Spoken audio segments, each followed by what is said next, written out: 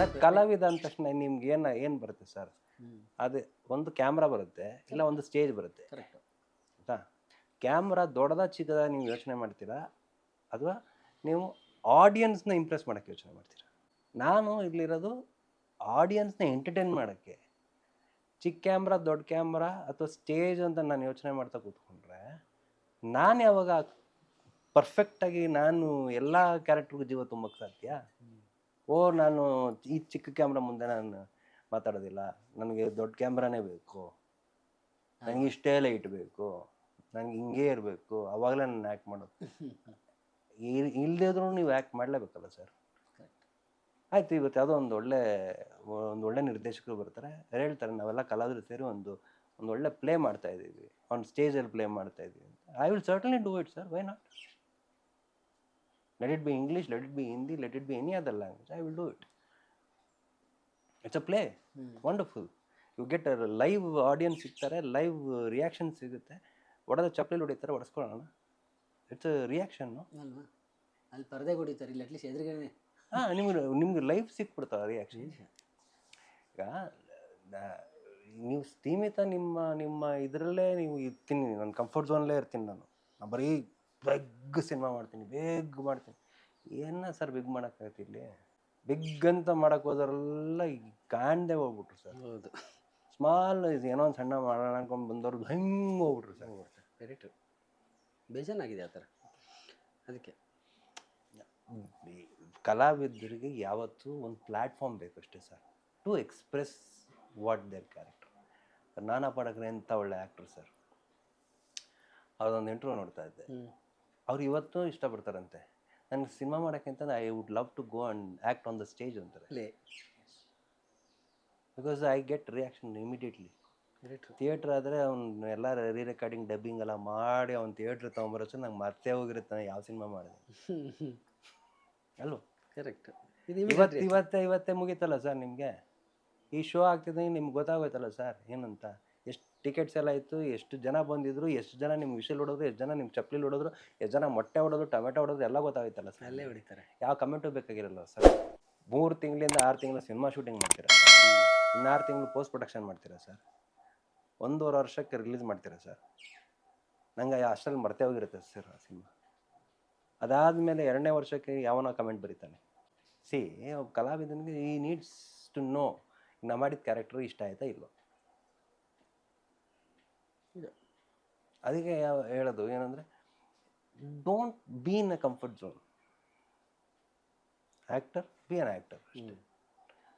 Comfort zone ಇದ್ದಾಗ ಕೆಲವು ಸಲ ಆಗಲ್ಲ ಸರ್, ಕೆಲವು ಸಲ ಆಗೋದಿಲ್ಲ. ಕತೆ ಇಷ್ಟ ಆಗಬೇಕಾಗುತ್ತೆ, ಪ್ರೊಡಕ್ಷನ್ ಇಷ್ಟ ಆಗಬೇಕಾಗುತ್ತೆ, ಇವೆಲ್ಲ ಇರ್ತವೆ. ಕೆಲವು ಟರ್ಮ್ಸ್ ಆ್ಯಂಡ್ ಕಂಡೀಷನ್ಸ್ ಇರ್ತವೆ. ಹಂಗಂದ್ಬಿಟ್ಟು ಎಲ್ಲನೂ ಬಿಟ್ಟು ನಾನು ಬರೀ ಕಲಾವಿದ ಅಂತ ಆಡೋಕ್ಕಾಗಲ್ಲ. Technician team ನೋಡಬೇಕಾಗತ್ತೆ. ನಾನು ಇದೆಲ್ಲ ಕನ್ಸಿಡರ್ ಮಾಡಬೇಕಾಗುತ್ತೆ. ಮಾಡಿ ನನಗೆ ಸ್ಯಾಟಿಸ್ಫ್ಯಾಕ್ಷನ್ ಆಯಿತಾ, ನನಗೆ ಒಳ್ಳೆ ನನ್ನ ಕ್ಯಾರೆಕ್ಟರ್ ಚೆನ್ನಾಗಿದೆಯಾ, ಇದೆಲ್ಲ ಕನ್ಸಿಡರ್ ಆದ್ಮೇಲೆ I will do it. Let it be a stage, let it be small camera, big camera, or whatever it is.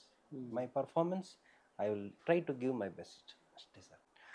ಈಗ ನೀವು ಜನದ ಪರ್ಸ್ಪೆಕ್ಟಿವಲ್ಲಿ ಕೇಳಿದ್ರಲ್ವಾ, ನೀವು ಪ್ರೊಡ್ಯೂಸರ್ಸ್ ಡೈರೆಕ್ಟರ್ ಪರ್ಸ್ಪೆಕ್ಟಿವ್ ನೀವು ಯೋಚನೆ ಮಾಡಿಲ್ಲ. ಅವ್ರು ಹೆಂಗೆ ಯೋಚನೆ ಮಾಡ್ತಾರೆ ಅಂದರೆ, ಈಗ ಡೈರೆಕ್ಟ್ರು ಒಂದು ಕ್ಯಾರೆಕ್ಟ್ರು, ವಿಲನ್ ಕ್ಯಾರೆಕ್ಟ್ರು ಯೋಚನೆ ಮಾಡಿರ್ತಾರೆ, ಆದಿ ಲೋಕೇಶ್ ಬೇಕು ಅಂತ. ಪ್ರೊಡ್ಯೂಸರ್ಗೆ ಬಡ್ಜೆಟ್ ವರ್ಕೌಟ್ ಆಗಲ್ಲ ಸರ್. ಪ್ರೊಡ್ಯೂಸರ್ಗೆ ಬಡ್ಜೆಟ್ ವರ್ಕ್ ಆಗುತ್ತೆ, ಡೈರೆಕ್ಟ್ರಿಗೆ ಆದಿ ಲೋಕೇಶ್ ಈ ಕ್ಯಾರೆಕ್ಟರ್ ಮಾಡಬೇಕಾ ಅಂತ ಒಂದು ಕ್ವಶನ್ ಮಾರ್ಕ್ ಬಂದ್ಬಿಡು. ಎಲ್ಲ ಮೀರಿ ಬಂದು ನನ್ನ ಹತ್ರ ಕತೆ ಹೇಳಿದಾಗ ನನಗೆ ಓಕೆ ಆಗಿಲ್ಲ ಅಂದಾಗ, ಸಿ ಪ್ರೊಡ್ಯೂಸರು ಡೈರೆಕ್ಟ್ರು ಚಾಯ್ಸ್ ಒಂದಾಗುತ್ತೆ, ನಂದೊಂದು ಚಾಯ್ಸ್ ಆಗುತ್ತೆ, ಈ 3 ಜನದ ಚಾಯ್ಸ್ ಆದಮೇಲೆ ಒಂದು ಸಿನಿಮಾ ಆಗುತ್ತೆ. ಸಿನಿಮಾ ಅದು ಫೈನಲಿ ಅವ್ರಿಗೆ ಇಷ್ಟ ಆದರೆ ಅವ್ರ ಚಾಯ್ಸ್ ಆಗುತ್ತೆ, ಅದು ಆಡಿಯನ್ಸ್. ನಂದು ಒಬ್ಬಂದೇ ಇಲ್ಲ ಇಲ್ಲಿ. ಈಗ ನೀವು ನಿರ್ದೇಶಕರು, ನಿಮಗೆ ಆದಿ ಲೋಕೇಶ್ ಬೇಕು, ಪ್ರೊಡ್ಯೂಸರ್ ಅವ್ರ ಬಡ್ಜೆಟ್ ವರ್ಕೌಟ್ ಆಗಲ್ಲ, ಪ್ರೊಡ್ಯೂಸರ್ಗೆ ಆದಿ ಲೋಕೇಶ್ ಬೇಕು. ನಿಮ್ಮ ಕಥೆಯಲ್ಲಿ ಆದಿ ಲೋಕೇಶ್ ವೇಟ್ ಇಲ್ಲ, ಅವ್ರನ್ನ ಇಟ್ಕೊಂಡು ನಾನು ಇನ್ನೂ ಏನೋ ಮಾಡ್ಬೇಕಾಗತ್ತೆ ಎಕ್ಸ್ಟ್ರಾ, ಸುಮ್ಮನೆ ಅವ್ರನ್ನ ಹಾಕೊಂಡು ಏನು ಮಾಡಲಿ ಅಂತ ಡೈರೆಕ್ಟರ್ ಹೇಳ್ತಾರೆ. ಇಬ್ರೂ ಬೇಕು ಅಂತ ಬಂದಾಗ ನನಗೆ ಕತೆ ಇಷ್ಟ ಆಗಬೇಕು. ಇದೆಲ್ಲ ಕೂಡಬೇಕು, ಭಾಳ ಕಷ್ಟ ಅಲ್ಲ. ಅದೇ ನೀವು ನಿಮ್ಗೆ ಬ್ರೇಕ್ ಕೊಟ್ಟಿದ್ದು ಪ್ರೇಮು, ಅಂದರೆ ಒಂದು ಲೆಕ್ಕದಲ್ಲಿ ಜೋಗಿ ಬ್ರೇಕ್ ಪ್ರೇಮ್ ಬ್ರೇಕ್ ಕೊಡ್ತಾರೆ. ಅವ್ರ ಜೊತೆಲಿ ಇನ್ನೊಂದು ಸಿನಿಮಾ ನೀವು ಹೇಳ್ದಂಗೆ ರಾಜಲ್ಲೂ ಮಾಡ್ತೀರಿ. ಅಲ್ಲಿ ಪುನೀತ್ ಅವರು ಇರ್ತಾರೆ. ನಿಮಗೆ ನೀವು ಹೇಳ್ದಂಗೆ ಹೀರೋ ಆಕ್ಟರ್ಗಳ ಜೊತೆ ಒಳ್ಳೆ ಬಾಂಡಿಂಗ್ ಇತ್ತು. ಅರಸಲ್ಲಿ continuous back to back 2 fight ಮಾಡಿದ್ದೆ. ಒಂದು ಮೇರಾ ಜಾಸ್ಮಿನ್ ಅಟೆಂಪ್ಟ್ ಮಾಡ್ತೀನಿ, ಒಂದು ರಮ್ಯಾ ಅವ್ರನ್ನ ಅಟೆಂಪ್ಟ್ ಮಾಡ್ತೀನಿ. ಅದು 2 ಫೈಟ್. ಅದು ನಾನು ಪೂರ್ತಿ ಮಾಡಿರೋದೆಲ್ಲ ನೈಟ್ ಎಫೆಕ್ಟ್.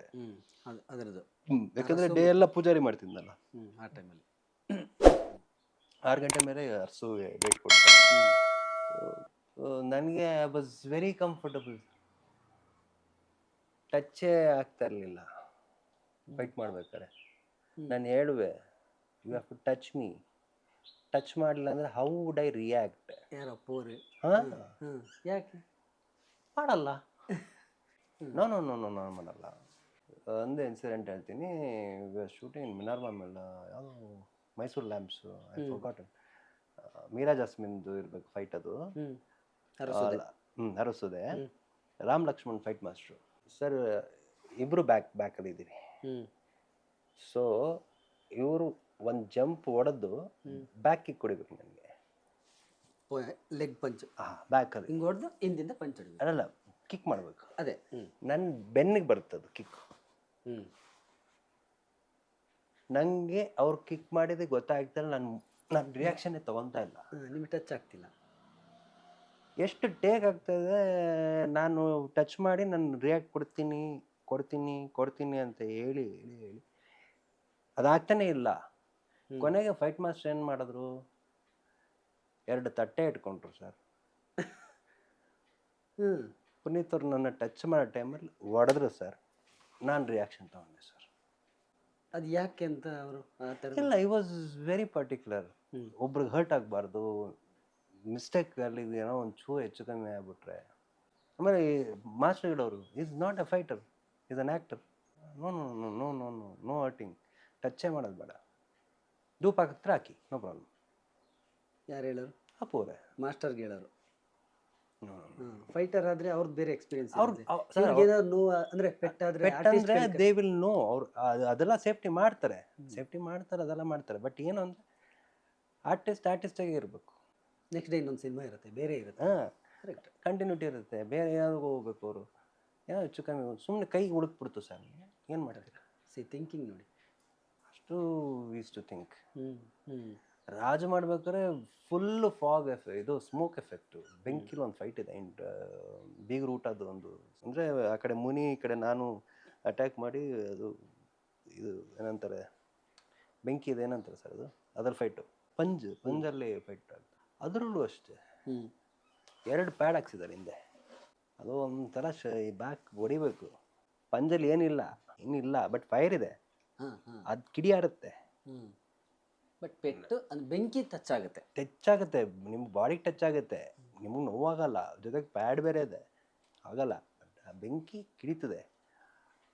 ಅವರು ನನಗೆ 3 ಸಲ ತೋರಿಸಿದ್ರು.